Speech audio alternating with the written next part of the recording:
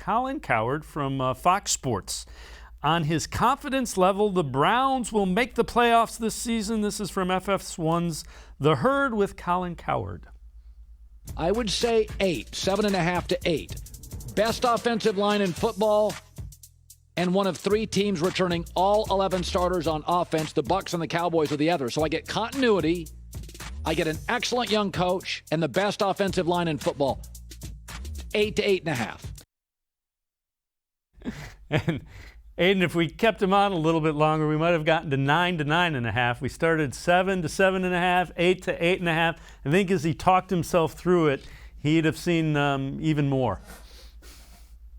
Yeah, I mean, Colin Cowherd usually not very easy on the Browns and not very high on the Browns. So it's kind of different to see him say that. But I think he's right. Again, when you look at this offense, you're bringing back 11 guys, most of which are supremely talented, all of which are supremely talented. I don't think there's a single guy in the Browns starting offense that you wouldn't say, you couldn't say they're not Pro Bowl caliber. So I think with that, just the talent on offense alone, and then you add that defensive unit that has been so revamped, I agree. I think it's this ceiling is very high for this team, but I think the floor is also very, very high as well. Like, I'm thinking if they have a bad year, they have 9 wins. It's which would not be great, but certainly something that I really, really believe that this Browns team is going to be probably an 9, 10, 11 win team at the end of the day, because they do have so much talent. Yeah, I would agree. And if they gel quickly enough on defense, 12, maybe 13 wins isn't completely out of the question.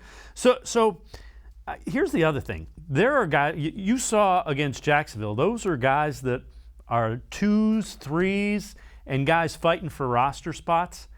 You didn't see missed tackles. You didn't see penalties. There are going to be guys that can't make this Browns team who are immediately snatched up by another NFL team. I mean, like within days, you will see guys that can't make this 53-man roster on another NFL team, probably playing for them reasonably quickly.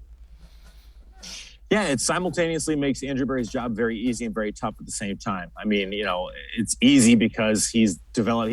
He has so much talent here, and that's great. And you don't have to go searching for talent. But at the same time, you have so much talent here that you're going to have to cut very talented players. So yes, you are exactly right. The Browns now do have some depth and a lot of good positions. And I believe that Andrew Berry's going to have some very tough decisions to make, in terms of especially running backs, receivers, cornerbacks, defensive line. I mean, there are so many guys that are going to have, like you said, opportunities to go elsewhere because they are so talented. But the Browns, again, you can only have 53 men on the roster. I haven't done my own 53 man yet, but it's going to be tough, and I don't envy it at all.